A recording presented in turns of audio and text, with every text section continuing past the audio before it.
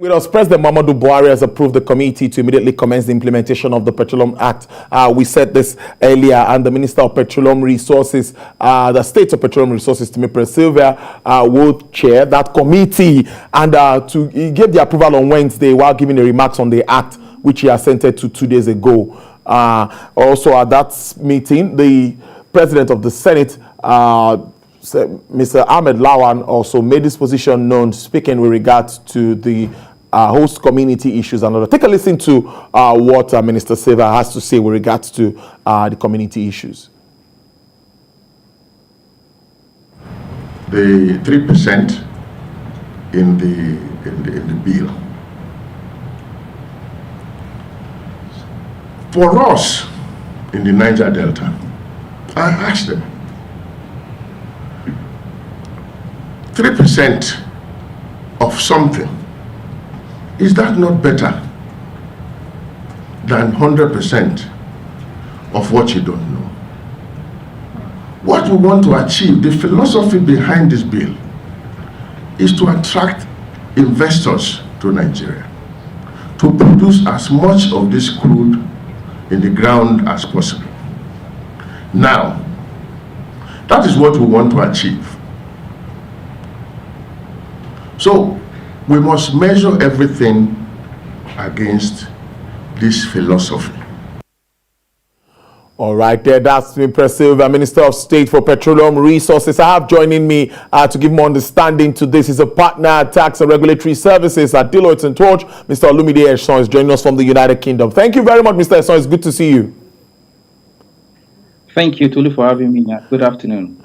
Yes, like the minister says, 3% of something is better than 100% of nothing.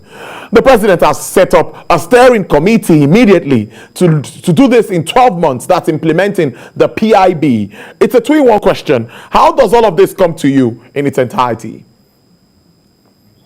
Right, thanks, Tolu. I should start again by congratulating, all Nigerians. This has been in the works for over 20 years now, starting with the Obasanjo administration when he set up the Oil and Gas Industry Committee in 2000. And so we've had different versions of the bill.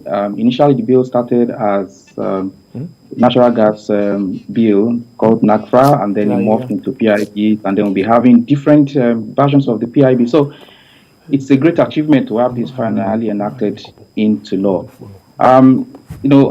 There are strategic things that have happened as a result of this enactment. One is that for the first time, we would have a law that backs the privatization of NNPC. And I think that is something we all need to look forward to so that it can be run commercially as a profit-oriented company. The second thing is we've all talked so much about the Niger Delta communities, the host communities in general, and now we have an act that basically sets out rules on how the affairs will be run from what is being generated as host community development fund from operators within those specific communities.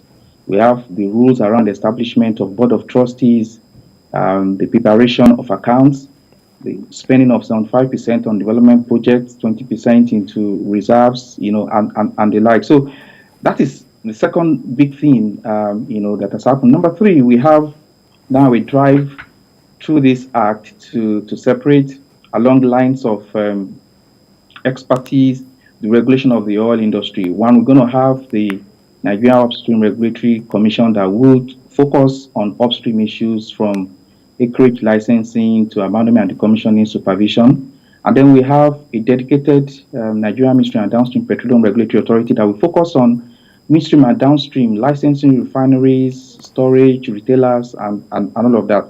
Number 4, we have a radically changed fiscals, from what we had under the Petroleum Profit Tax Act. The tax rate significantly has changed. The composition of the taxes have changed. The royalty regimes has changed. Number 5, for once in a long time, we have certainty around the oil industry. Investors treasure certainty a lot, and nobody wants to invest because it's always long-term investment, particularly in the oil industry. You invest the money and you're looking at a 20-year cycle or thereabouts. So you do not want to make commitment in a highly capital-intensive industry like the petroleum industry without certainties around, particularly things around fiscals and acreages. So this law, provides that certainty and comfort to the investors. Now, having said that, this is just the beginning of a journey. We still have miles to cover because, for example, this act hasn't said anything about energy transition, which we know is real. We're not going to be able to, as a nation, control the pace of energy transition. But so I think with time, we will continue to tweak this act to accommodate those other issues. Look, for a country like ours that is, in terms of OPEC ranking, we're sixth. And that's to tell you how significant resources we have, the resources we have in our country. Over the years, we've lost, maybe close to $50 billion in investment because we could not get our act together. We could not get this bill into becoming an act. That was recent statistics that between 2015 and 2019, over $70 billion that came into the oil sector in sub-Saharan Africa. Nigeria got, just about $3 billion, which represents an amount under 5%. So that's to tell you how investors have lost appetite over the years. Now, these are all reasons to celebrate the passing of the Petroleum Industry Act. Again, let me state that, and I've said it to a couple of people in the past, that the Petroleum Industry Act passage in itself is not an end. It's just the beginning of a journey, because if you look at the act in itself, it can, in itself, turn around the fortune of the oil industry. There's still need to address issues like insecurity in the Niger Delta.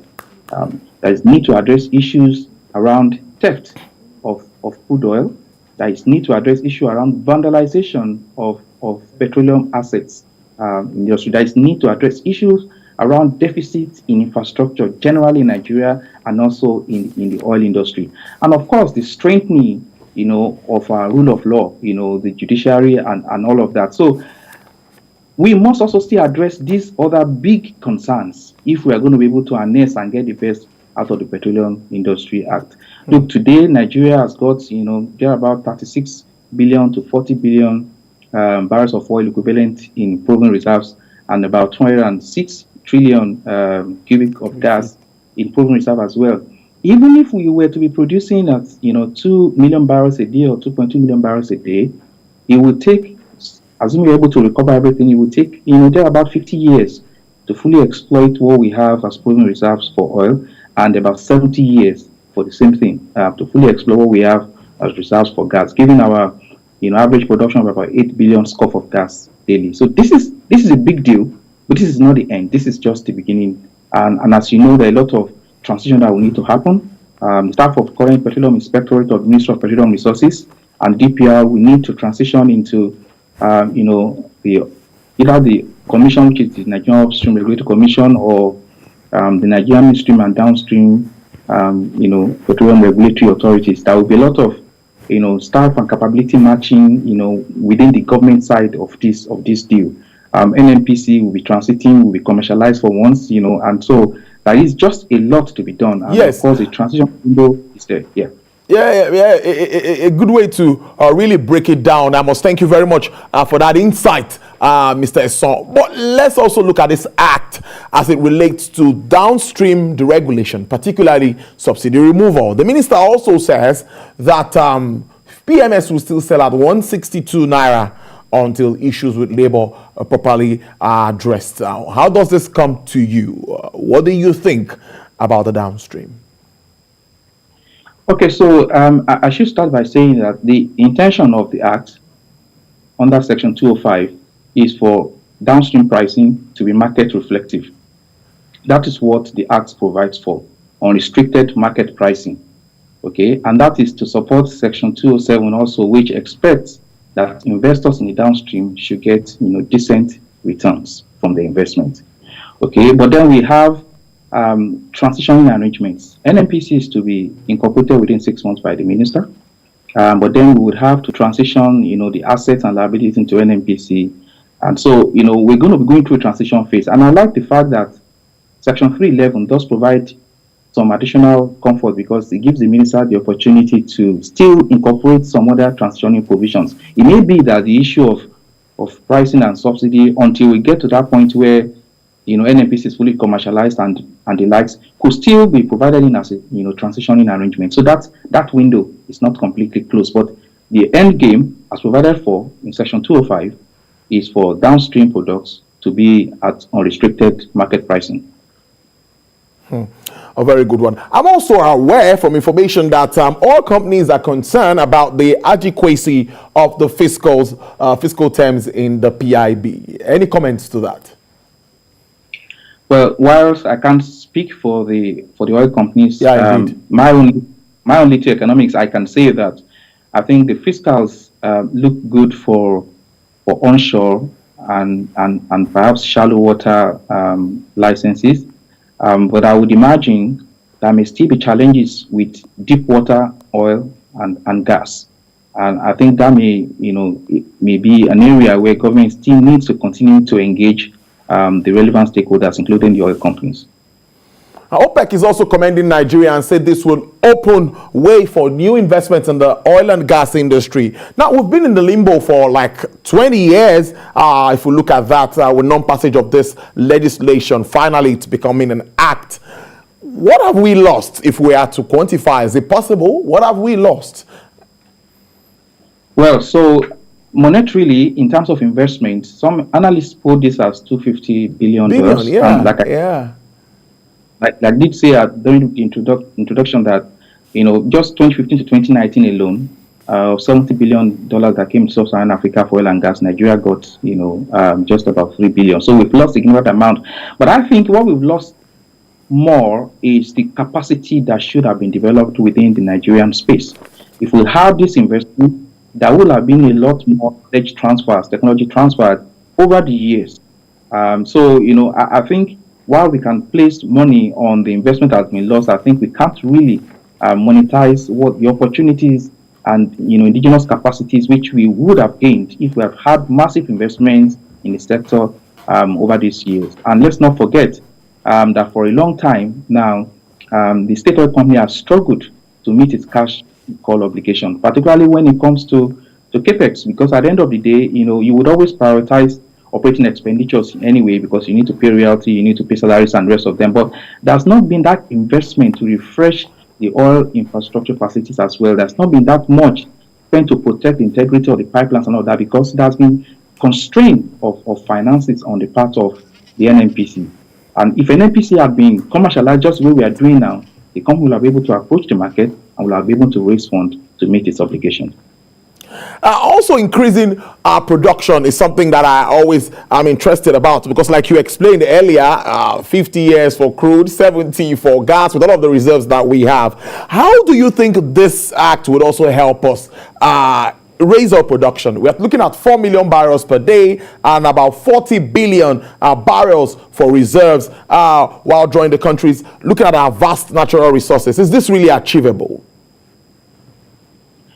Well, it is achievable within certain constraints, So let's look at the positives first. Okay. It's expensive to invest in the oil industry. Yes. And confronted with the marriage of issues that we have, including insecurity, theft, debt of infrastructure, and financing, and the likes, that creates a challenge. However, I think what we need to do is to make up our minds as a nation whether we want to grow our oil asset or we want to grow our gas asset, because I think in the near future gas may become more relevant. We are even a gas province. We've got more gas than we've got oil. So we can certainly, but government will need to be deliberate about this and about the investment opportunities that are throwing up. A lot more transparency around acreage licensing and the rest of them. And so perhaps we need to go on roadshow again to attract investors to come and invest. Let's be mindful that we are in energy transition phase now, as part of the world. So we must be mindful that with time, the lenders increasingly will be biased towards renewables than fossils, and that means the cost of fund would go up, and of course that means reduction in the ultimate profits to the investors. So, but if there is a will, there will be a way to actually attract more investments into the Nigerian petroleum sector. We can grow what we have. Of course, if we do not have, for example, OPEC restriction as a result of COVID-19, which has impacted consumption and demand around the world. All right, it's a good way to leave it. I must thank you so much for your time. I've been speaking to Mr. Olumide Esan, who's a partner tax and regulatory services at Deloitte & Touche. He joined us live from the UK. Thank you very much for spending your afternoon with us. We appreciate this. My pleasure, Tolu.